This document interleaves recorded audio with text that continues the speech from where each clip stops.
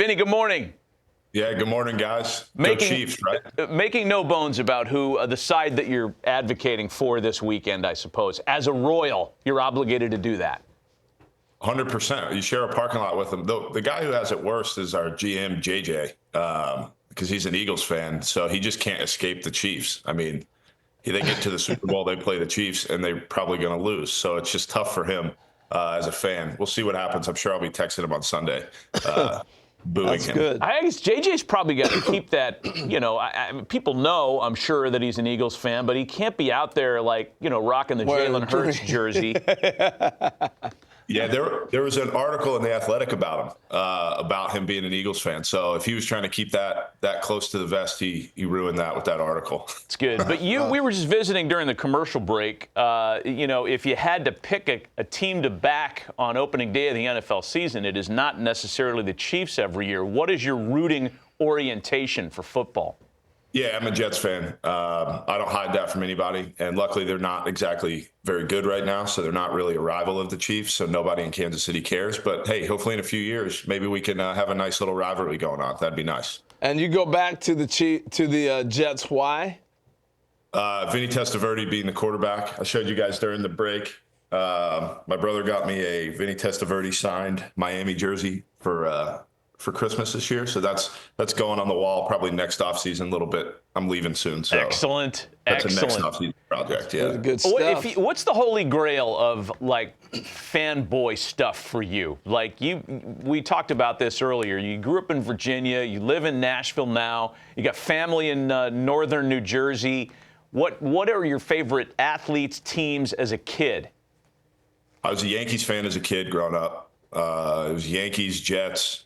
Didn't really have a basketball team, and technically the Rangers are my hockey team. But Derek Jeter was my favorite player. That's about it. I don't have any of his stuff. Trying to look around my room, see what I got. I wasn't too big of a collector because I'm not the cleanest person, so I'm not to be trusted really with collecting memorabilia. But I've got a few bobbleheads of some friends of mine. I'm creating this is more recent, but I'm creating like a shrine to first baseman in the house. So I've got a bunch of the big league guys.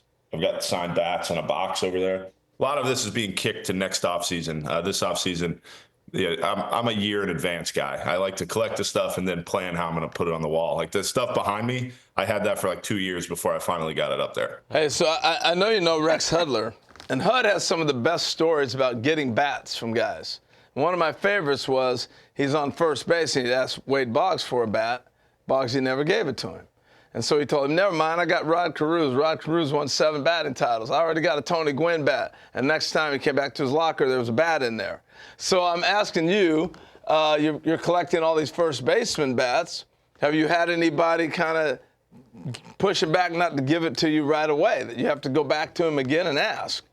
Ooh, no. Luckily, everybody that I've asked so far, I mean, I've steered clear of some people for sure, because that ones that I don't know. But with guys that I've gotten to know a little bit better, they've had no problem with it. So, what about opposing players' conversation at first base? You got any funny anecdotes, any stories? Who talks the most?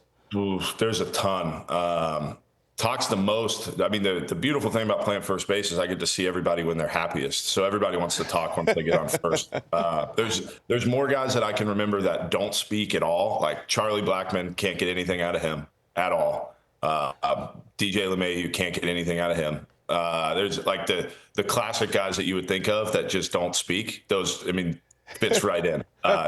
Mostly a hey, how you doing? And then it's just to keep on moving down the line. We'll wait till the next person gets there. Oh, that's hey, let's go back and visit about last year a little bit for you, because we talked about it constantly here at the network, how when you were hurt near the end of the year, the Royals' productivity just wasn't what it was when you were in there, obviously. And then you came back for the postseason.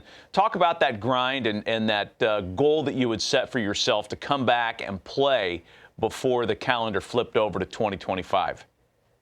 Yeah, I mean, once the injury happened, it was just what's realistic here, what's not, what can we try to make happen? And they were very honest with me. We've got a great training staff in Kansas City, and I was pretty honest with them that I want to try to make this happen, and they trusted in me to try to do it. So we were doing 2-a-days in the rehab room. We were trying some different things that that may or may not have helped, and it ended up working out. And we made it back for Baltimore in the wild card round, and I'm happy to have done it. And I think anybody in my position would have done the same thing. We all want to be out there. We all want to help provide for our team, and I tried to give it everything I had to make that happen. So I'm nothing but thankful for our training staff and front office for believing that I could come back, and we made it happen. You know, from that standpoint, Vinny, I still look at, I think the hardest thing to do is once Major League season starts and you're injured, is to catch up to major leaguers. And now you're coming back postseason against everybody, dissecting everything you're doing. They're all on the top of their game. You're in that baseball flow of the season, right? So what did you do to catch up, like, offensively, to swing the bat and get timing back? How were you able to do that? I wasn't.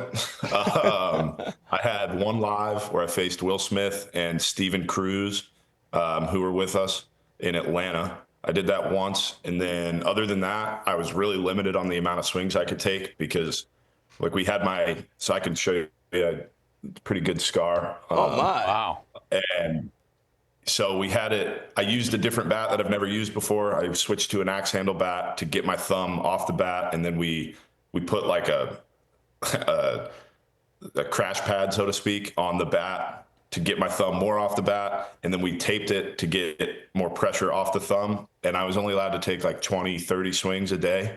So a lot of my stuff was one-handed work. So there really wasn't anything. The only timing thing that I can remember that just messed me up was Clay Holmes was pitching against us in New York.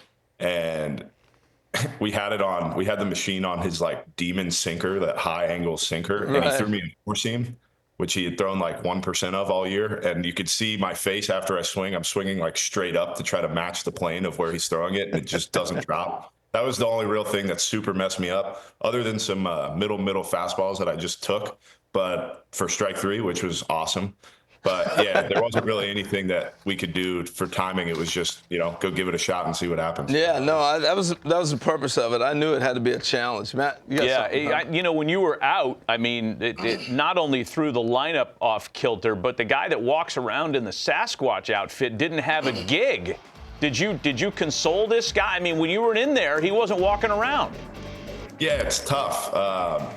One of my reasons for trying to be good is to get that guy, I think, for job security, really. In the past few years, it's just like, man, he gets a vacation during the season. I'm not going to let that happen this year. He's going to be working all 162. It's just I need to just get that guy out there. I mean, the best part about that shtick is that he just walks around. He's not like, cheering with signs and stuff. He just walks, and that's the best part of that gig. That's Sasquatch. Man. It's so good. It's so good. The worst part of it is when I hear from like kids' parents, and they're like, "Man, they were so disappointed that you got hurt because they couldn't see the Pasquatch walking around." I'm like, okay, I was disappointed too. I couldn't play anymore. So there's just extra motivation every time I go out there. Some kid wants to see him, so I got to make sure I get on base. Love it. Are you full go right now heading into spring training? Anything going to hold you back or no? Yeah, everything's good. No issues, so we're ready to ride. All right, pass. Hey, Vinny, we appreciate you, man. We're fans of yours, dude. We love talking to you. Enjoy the Super Bowl and safe travels down to spring training, and we'll visit with you again soon.